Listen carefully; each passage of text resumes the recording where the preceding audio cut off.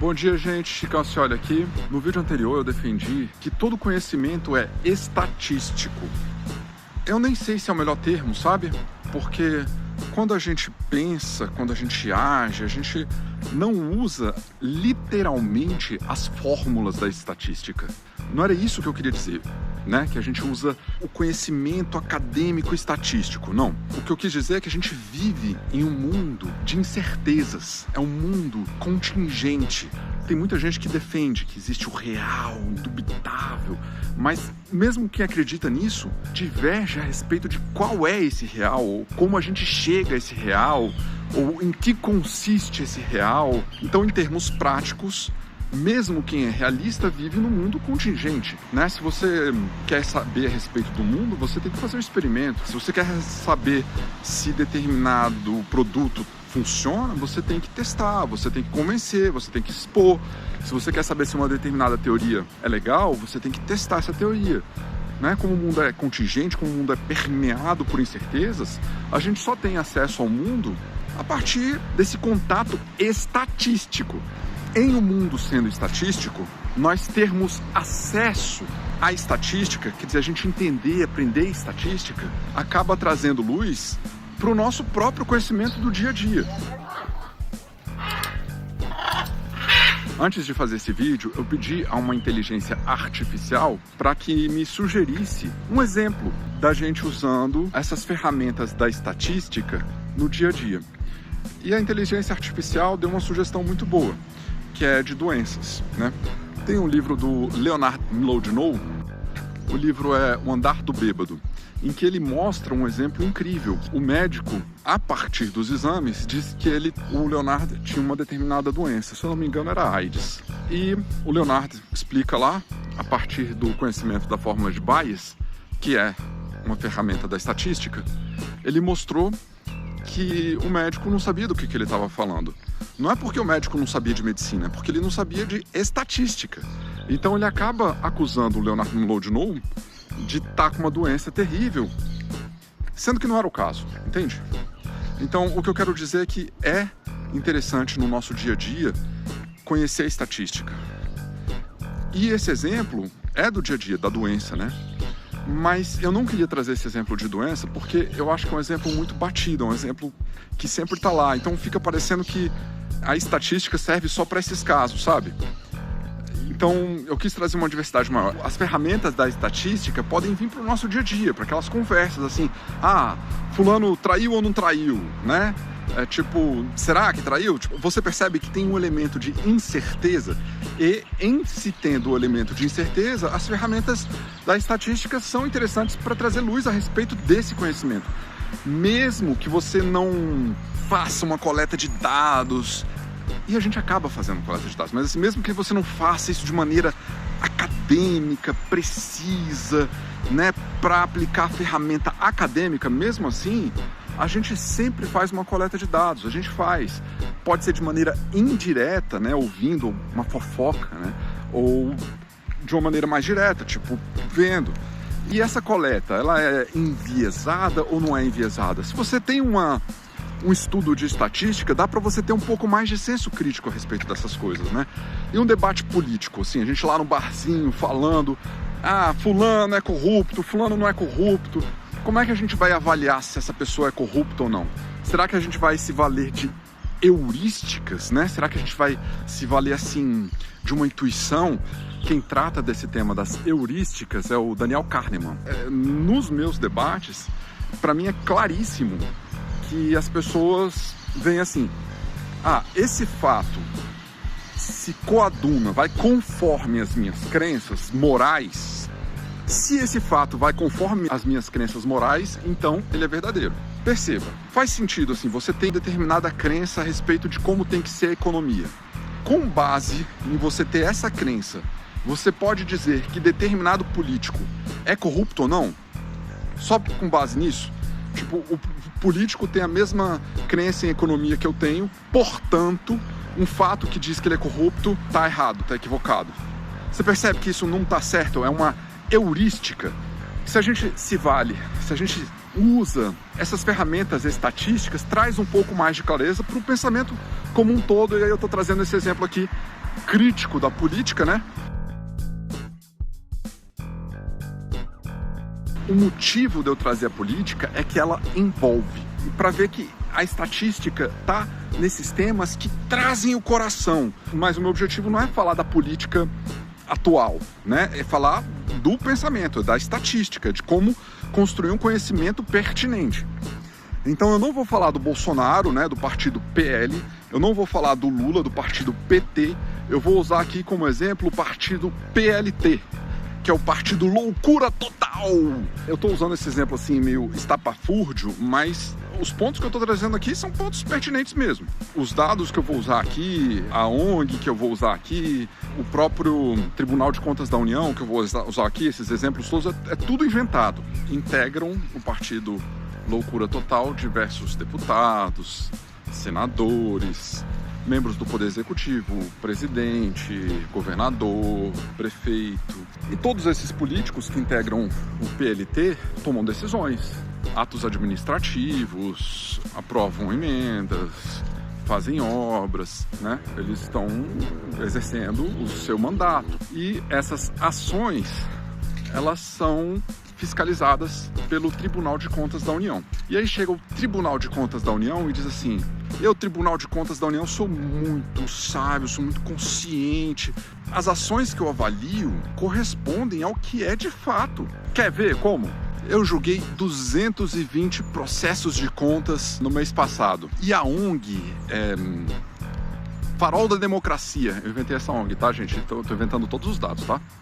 E a ONG Farol da Democracia fez um escrutínio bem minucioso e chegou à conclusão de que eu acertei quase tudo, né? 90% dos processos que eu julguei estavam corretos mesmo, né? Então, assim, a acurácia, e essa aqui é a primeira métrica que eu vou tratar, né? É a acurácia. O que quer dizer a acurácia ser alta? Quer dizer que quando eu digo que é uma coisa, é porque é mesmo. Quando eu digo que tem corrupção, é porque tem mesmo. Quando eu digo que não tem corrupção, é porque, de fato, não tem. Né? A previsão, né, em relação àqueles dados ali é de que é positivo, quer dizer, teve corrupção. E o que o Tribunal de Contas está dizendo é, quando é positivo, é porque é positivo mesmo, é porque teve, porque é verdade que teve. É porque o Farol da Democracia, que é um especialista assim, ó, top das galáxias, fez um escrutínio ali muito cuidadoso e chegou à conclusão de que a minha Tribunal de Contas da União, a minha acurácia é 90%. Tá certo que o Tribunal de Contas da União é um especialista, mas para ele ser avaliado tem que ter um especialista do especialista. E esse é um ponto muito sensível, porque pessoas realistas tendem a desprezar esse ponto aí. E é uma das coisas que eu mais chamo a atenção, né? A pessoa realista, ela é muito confiante da avaliação dela. Ela sabe do que está falando e é isso aí. Quando você precisa tratar o conhecimento com mais cuidado, mesmo uma pessoa realista, ela acaba empurrando o realismo para longe. Então, assim, no aprendizado de máquinas, né, machine learning, ou tipo na própria estatística, a gente tem a matriz da confusão. E o que é a matriz da confusão? Cara, eu adoro esse nome, porque matriz da confusão, cara, porque ela confunde mesmo. Faz maior confusão, só que eu vou mostrar aqui como não cair na confusão, né? Como é que a gente vai se desvencilhar da confusão. Mas a matriz da confusão se dá comparando aquela avaliação, que a gente chama de previsto, quer dizer, positivo, no caso de ter corrupção, negativo, no caso de não ter corrupção, com a classe do real, né? Só que quando você está lá no aprendizado de máquina, qual é o real que você vai pegar? Mesmo que a pessoa seja realista, mesmo que ela tenha crenças realistas, ali ela não pode ser realista, ela percebe que não pode, porque ela não tem acesso ao real. Então o que ela vai ter acesso? Ela vai ter acesso ao especialista. As ferramentas da estatística, elas podem ser aplicadas a um universo de coisas, né? Muito grandes, entende? Pode ser a avaliação de um juiz de futebol, entende? Pode ser a avaliação de uma pessoa que diz que traiu ou não traiu. Aí eu falei e não apresentei a matriz de confusão A matriz de confusão é o seguinte: previsto é positivo e negativo, né? Então é o Tribunal de Contas dizendo teve corrupção, não teve corrupção, positivo teve corrupção, negativo não teve corrupção. Com a classe, entre aspas, real, que é a classe do especialista, né? E a classe do especialista é verdadeiro, de fato teve corrupção, ou falso, não tinha corrupção no final das contas. E aí a gente compara aqui, se for o positivo com o verdadeiro, dá o verdadeiro positivo, beleza. Se é o positivo e ele é falso, na verdade, é o falso positivo, Agora, se tiver um negativo e em comparação com a classe do especialista, o especialista diz que é verdadeiro, então negativo com verdadeiro, você vê que está uma discrepância aí, né? Então é porque é um negativo, mas ele é falso, né? Então é um falso negativo. O falso se aplica ao negativo. E se eu digo que era negativo, e era negativo mesmo, é um verdadeiro negativo. O verdadeiro se aplica ao negativo. Então é assim que eu acabo com a confusão da matriz de confusão. Uma maneira de você acabar com essa confusão é perceber que tem sempre a classe prevista, ela sempre aparece lá, positivo, positivo, negativo, negativo, mas o verdadeiro se aplica à classe prevista. Se aplica à classe prevista. Se você pensar assim, não tem confusão. Acabou a confusão da matriz de confusão. Agora é a matriz do esclarecimento. Voltando aqui ao Tribunal de Contas da União. O Tribunal de Contas da União está lá falando, eu sou muito incrível, eu sou muito sábio, em se comparando a minha avaliação do Tribunal de Contas da União com a avaliação do especialista, com real, entre aspas, nós chegamos à conclusão de que eu, Tribunal de Contas da União, consigo 91% de acurácia. 91% das minhas avaliações são corretas. Eu sou incrível. Mas aí chega um outro elemento, que é o PLT, Partido da Loucura Total. Eu, Partido da Loucura Total, eu digo assim, olha, entendo o que você está dizendo, Tribunal de Contas da União. Você está acertando um monte de coisa ali, só que às vezes você erra. E quando você erra, me machuca muito.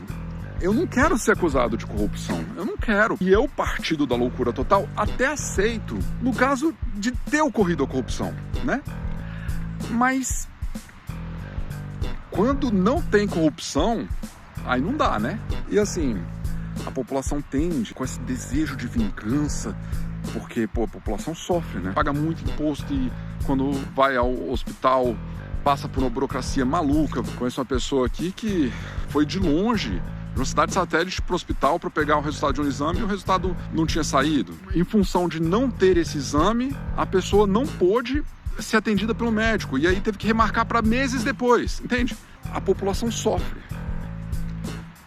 E ela quer vingança, ela quer o bode expiatório, entende? Ela quer bater, quer aquela violência, quer aquela vingança. Então ela acaba sendo leniente, né? Com acusações falsas. E o partido PLT, Partido da Loucura Total, diz assim, cara, não pode. Se você é leviano, você vai estragar a vida de uma pessoa, que tem família. E mais que isso, pode acabar atacando toda a corrente de pensamento que aquela pessoa, aquele deputado, aquele prefeito, aquele presidente está defendendo. Então é isso aí. Então chega lá o Partido da Loucura Total, pobre coitadinho. Oh não, eu tô sendo acusado de uma maneira frouxa. Qualquer coisinha vocês me acusam. Ai meu Deus, eu tô num sofrimento porque eu, né, Partido da Loucura Total, eu quero que essas acusações sejam feitas com muito cuidado, só quando tem muita evidência, quando a coisa precisa. E toda a comparação que eu vou dar nesse vídeo se dá de maneira igual, né? Eu quero fazer um vídeo só a respeito disso, que eu acho isso incrível, que é como se dá uma comparação matematicamente, de uma maneira bem comum aqui, em estatística é muito comum. Você pega o numerador, é o que está aqui em cima, que é o que você vai comparar com tudo, denominador, com total. É sempre assim. Então, o valor vai variar apenas entre 0 e 1. Né? Se o numerador é 0, o denominador vai ser 0 mais alguma coisa, então vai dar 0. Se o numerador for alto, vai dar perto de 1, que é perto de 100%, né? 100% é isso, é 100 dividido por 100, é 1. Então é algo comparado com algo. Qual é esse algo aqui embaixo? A mesma coisa que tem lá em cima, mais alguma coisa que eu estou comparando. Então, Na acurácia, é o verdadeiro positivo mais o verdadeiro negativo. Eu acerto quando eu digo que tem corrupção e eu acerto quando eu digo que não tem corrupção. E repete lá embaixo, verdadeiro positivo, verdadeiro negativo. Mas eu estou comparando com quando eu erro também. Então é o falso positivo e o falso negativo. Nesse exemplo que eu estou dando aqui, o verdadeiro positivo mais o verdadeiro negativo é igual a 200. O total é 220. Então 200 dividido por 220 é 91% aproximadamente. Então o Tribunal de Contas está assim, né? Isso é isso, fodão, você tem 90%.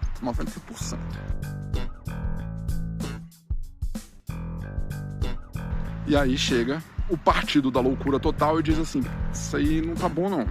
Você está me acusando de maneira leniente, de maneira frouxa, né? Você está me acusando demais. Eu aqui, meu partido da loucura total, exijo que as acusações sejam feitas só quando tem muita evidência mesmo. Eu quero uma coisa precisa. E essa é a segunda métrica, né? A métrica da precisão. A métrica da precisão, ela é uma comparação entre o verdadeiro positivo, eu estou comparando com o quê? Com as vezes que eu sou falsamente acusado. Então é o verdadeiro positivo dividido embaixo por verdadeiro positivo mais o que é isso que eu estou comparando quando eu sou falsamente acusado. O que é o falso positivo, entendeu? E aí quando você vê sobre essa ótica, né, das falsas acusações, você vê que o partido da loucura total tem razão em reclamar, né? Uma acusação falsa já é terrível, você está machucando muito alguém. Nesse caso aqui foram 3 verdadeiros positivos, né? De falsos positivos foram 5.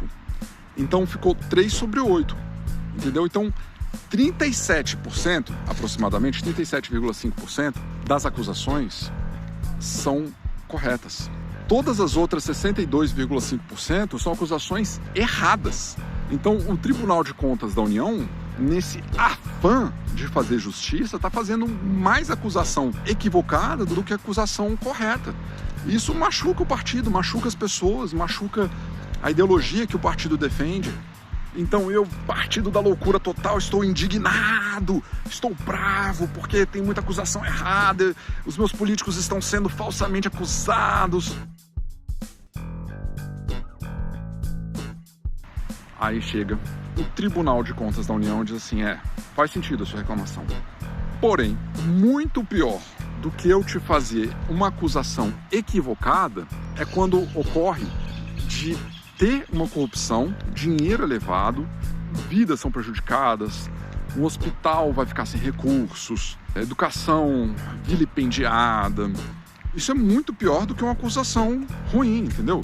Eu, Tribunal de Contas da União, digo, apesar da sua queixa ser razoável, PLT, em prol do bem público, eu não quero deixar passar, não quero que aconteça de corruptos que, de fato, fazem a corrupção passarem impunes. Além dele levar o dinheiro, além dele destruir o patrimônio público, além dele trazer mortes porque o hospital sai penalizado, porque a educação sai penalizada, além de comprometer o futuro do país, a pessoa que é corrupta, ela acaba entrando lá só pela corrupção e acaba alimentando essa máquina de corrupção e de pessoas mal intencionadas. Isso aí fere a minha sensibilidade. Então eu não quero que as pessoas passem impunes, eu não quero um falso negativo. Eu não quero que alguém que passou pela corrupção não seja acusado. Eu não quero falso negativo. É essa a comparação que eu quero fazer. E essa é a métrica da sensibilidade, também chamada de recall. Recall é tipo lembrar, né? Então, você compara o verdadeiro positivo, a acusação correta, aí lá embaixo sempre repete o de cima, né? Eu estou comparando o verdadeiro positivo com o falso negativo. É alguém que deveria ser acusado e não foi. Qual métrica no aprendizado de máquinas a gente vai escolher? A gente vai escolher o que tem a ver com o entendimento do negócio. Qual é o negócio que é o objetivo? Para o partido loucura total, a métrica correta é a precisão. Esse é o objetivo deles, essa é a métrica deles. Para o Tribunal de Contas da União, que está querendo acusar aqui, né, nesse cenário fictício, os órgãos públicos, eles não deveriam ter sede de vingança, né? Mas nesse cenário fictício aqui, o Tribunal de Contas da União está encarnando esse desejo de vingança, essa fúria, né? Qual é o entendimento do negócio aqui para o Tribunal de Contas da União? Qual é a métrica correta para o Tribunal de Contas da União? Quer dizer, se você estivesse fazendo um algoritmo de machine learning, né? Se você estivesse no aprendizado de máquinas para o Tribunal de Contas da União, qual a métrica que você ia usar? Você ia usar a métrica sensibilidade ou recall. Isso é muito importante, né? Você percebe? A métrica de avaliação é para ver se você está avaliando legal, se o seu algoritmo está correto, ou se sua teoria está correta, se a sua maneira de proceder está correta. Você avaliar isso é importantíssimo. E a gente avalia, geralmente, né? No nosso dia a dia, a gente avalia de maneira intuitiva. Né? Pensando depois da noite, puxa, acusei aquele cara lá de traição, né? Acho que foi errado. A gente faz isso de maneira intuitiva, mas assim, no machine learning, né, no aprendizado de máquinas, tem as métricas. E a gente pode aplicar também essas métricas para algoritmos. E a gente pode transformar as decisões em algoritmos. É o que o Daniel Kahneman defende no livro Rápido e Devagar. O que eu quero dizer é o seguinte: vale para machine learning, quer dizer, vale para aprendizado de máquina, mas vale para as nossas decisões pessoais e para decisões em ambientes organizacionais, seja um órgão público, seja uma empresa. É muito interessante fazer com que as decisões sejam transparentes. A maior transparência se dá em um algoritmo. Tem ali a transparência, você sabe o que está envolvido. E como é que você vai avaliar? Você vai avaliar com as métricas. E as métricas você escolhe como? Em função do interesse de quem está avaliando.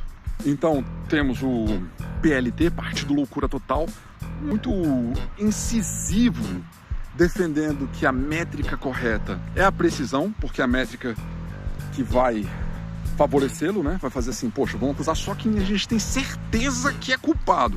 Vamos acusar assim naquela precisão, muita precisão. E aí a gente tem aquela métrica do Tribunal de Contas da União, que é, vamos considerar mais coisa corrupção para não ter risco de deixar passar ninguém. E aí a gente está no impasse, né? Porque nós, como sociedade, nós não queremos nenhum extremo nem outro, né? Então, o nosso negócio, entre aspas, né, é o desenvolvimento da sociedade, não pode ser nenhuma dessas métricas. Quer dizer, qualquer uma dessas métricas é melhor do que métrica nenhuma, né?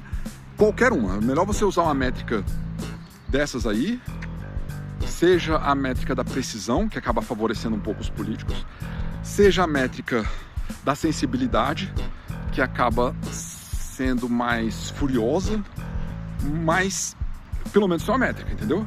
Pode ser qualquer uma das duas, é melhor do que não ter métrica. É melhor do que ir na intuição, entendeu? Eu acho que tem que ser assim. E na subjetividade, cada um inventa o que quer. Quando vai na subjetividade, quem é que ganha? O poder. É uma imposição pela força do poderoso. E mesmo que o poder nos favoreça num determinado momento, no fim das contas, o poder por si mesmo, sem a transparência, tende na sua conveniência, seja pela conveniência material, com corrupção pura e simples, ou mesmo uma conveniência social, tipo, essa pessoa não está conforme os meus valores, então eu, me valendo da minha heurística, entendo que essa pessoa está errada, está culpada. Mesmo que ela queira fazer o bem, né? Mesmo que o justiceiro queira fazer o bem, não é o papel do juiz, né? E dessa maneira eu me coloco como um liberal. Como um liberal, eu entendo que as amarras aos excessos, né, ao Estado, são importantes, porque o Estado é gigante, poderoso, e a gente é fraco, né, em relação ao Estado. Toda a sociedade junta é mais forte que o Estado, mas cada um de nós é mais fraco que o Estado.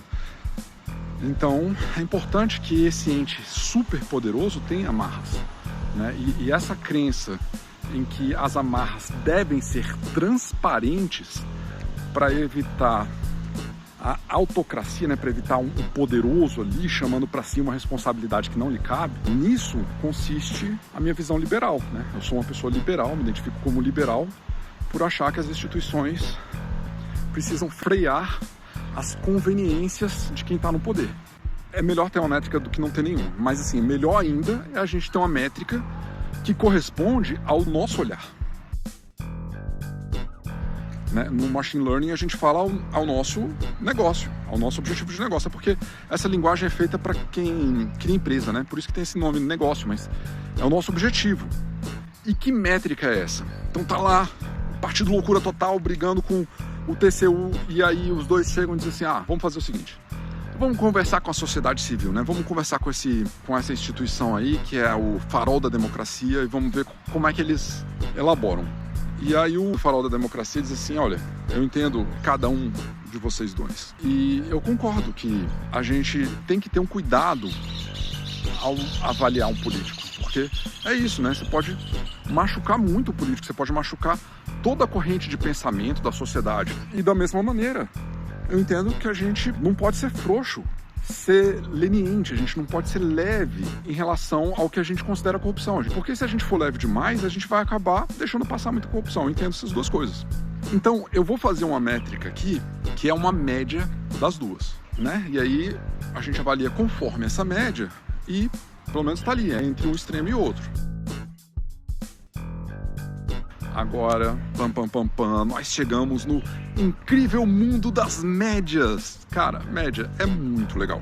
Talvez você considere que a média real, né? Porque o David Hume diz, né, que esse sentimento do real é a ver com hábito. A gente não chega à conclusão de que determinada coisa é real porque tem as provas lógicas daquilo ali. Não, é porque a gente está acostumado. E qual é a média que a gente está acostumado, nós aqui, atualmente? A gente está acostumado com a média aritmética. Eu chego com 8 peras, a Márcia chega com 4 maçãs, então nós temos 12 frutas, então 2 pessoas, né, em média são 6 frutas. Essa é a média aritmética. Só que os gregos consideravam que a média real é a média geométrica, que é uma média incrível, né? O que é a média geométrica? É um quadrilátero que mantém a mesma área, mas é um quadrilátero que tem a menor perímetro possível. E qual é? É uma média que minimiza o tamanho dos dois lados. Vamos pensar assim num quadrado bem comprido, assim, que tem um lado 8 bem comprido e o outro lado 2, né? Qual é a área? É 16. Então, qual é a média geométrica? A média geométrica é o quadrilátero que tem o menor perímetro, que tem os lados menores. Você percebe que assim, não vai ser o lado da altura, não vai ser tão baixinho quanto 2, e o lado de baixo, né, não vai ser tão comprido quanto 8. Vai ser quanto? Vai ser 4 vezes 4, 16 também, entendeu? É o que tem o menor perímetro. Essa é a média geométrica. E os gregos consideravam que essa era a média real. Isso é interessante porque esse é o canal que defende a filosofia cética, né? Então eu defendo que não tem real, não existe uma média real. As médias a gente escolhe conforme o nosso interesse, né? E como é que eu defino uma média? Eu defino a média como qualquer regra que encontre o intermediário entre os valores. E a gente vai usar nesse caso aqui, qual média? Cara, aí tem uma média que é incrível. Eu falei da média aritmética, falei da média geométrica, e tem uma média que é a média harmônica. O nome da média harmônica vem de harmonia, né? Decifrar a harpa, né? Como é que são as notas musicais? Qual é a intuição por trás da média harmônica? A intuição é que os valores menores impactam mais. Um exemplo é, da minha casa para o meu trabalho, eu vou dirigindo e para eu sair da quadra, a velocidade que eu ando é assim, uns 20 km por hora. Aí eu pego o eixão, que é uma via longa. A maior parte do meu caminho se dá no eixão, que é uma via longa. Só que eu faço 80 km por hora. Então, apesar do eixão ser maior, ele impacta relativamente pouco, porque eu ando muito rápido, né? Então, o tempo que eu levo, ele é muito impactado por aquele trecho que eu ando devagarzinho, né? Então essa é a média harmônica. A média harmônica é uma média que puxa para baixo. E aí essa é muito interessante, a média harmônica, né? Nesse caso aqui, qual a instituição que eu sou? Farol da Democracia. Farol da Democracia, eu escolho usar essa métrica que leva em consideração tanto a exigência do Tribunal de Contas da União, que é avaliar os parâmetros de uma maneira que inclui mais gente, como a gente leva em consideração a métrica que o partido Loucura Total está defendendo, que é a precisão. A gente leva em conta as duas. E as duas têm um peso grande, porque para essa média, que é essa média harmônica, ser alta, as duas métricas têm que ser alta, porque qualquer uma que for um pouco mais baixa vai puxar muito. Qual é o nome dessa métrica que o farol da democracia está defendendo. O nome dessa métrica é F1 Score. É F1 por causa da Fórmula 1? Não, é F1 porque é fumar um beck. Não, mentira, não é nenhum dos dois. Eu não sei porque que tem esse nome F1 Score, mas é a média harmônica. Qual métrica você vai escolher? Se você é o político, você vai escolher a precisão. Se você é o sede de vingança, né? É o ódio nos olhos aí, o Tribunal de Contas da União. Não sei se o Tribunal de Contas da União é assim, tá? É nesse exemplo ali, é ódio nos olhos. Aí você vai escolher sensibilidade, porque que você vai acusar mais gente. E se você for a sociedade civil, você vai escolher um que leva todas essas em consideração. Você não quer tender para nenhum dos lados, você escolhe o F1 Score. Agora vamos supor que você é uma pessoa ignorante, que não sabe o que está fazendo direito. Qual é a métrica mais razoável de você escolher? É o F1 Score. Por quê? Porque é uma métrica mais exigente, entende? É meio tipo assim, não sei o que vou fazer, então vamos escolher logo a que é mais exigente. É mais seguro, entende? Mas é importante notar que ao usar o F1 Score, você está abrindo mão de um pouco de precisão. E você está abrindo mão de um pouco de sensibilidade. Entende? É uma escolha segura para quando você não sabe o que está fazendo. O que é usado para emitir o julgamento positivo para o Tribunal de Contas dizer assim, é positivo que ele ali tem corrupção, ou negativo não tem corrupção? Ele usa as variáveis. Quais eu, Chicão, usaria? Eu usaria gasto previsto, eu usaria gasto efetivado, eu usaria atrasos, adendos, né? Você vai colocando mais gastos ali. Enfim, colocaria essas coisas, né? Para emitir o juízo, né? É isso aí, gente. Eu espero ter convencido vocês de que o pensamento se dá com bases estatísticas, não pensando em estatística em termos técnicos, mas pensando em termos intuitivos. Quando eu digo que o mundo é estatístico, eu estou chamando a atenção para o fato de que o mundo é contingente, ele tem situações imprevistas, imprevisíveis, e tem também um grau de certeza, né? Tem um grau de previsibilidade. Se não tivesse, a gente não conseguiria viver, né? Então tem esses dois lados. E é isso que eu quero dizer quando eu digo que o mundo é estatístico, né? Estudar estatística acaba trazendo conhecimento, claro, para os dados que a gente avalia estatisticamente, com certeza, mas também para a nossa vida, né? Se você efetua um julgamento, eu espero que você tenha um senso crítico, levando em consideração as métricas de avaliação. É isso aí, gente. Abraços. Tchau, tchau.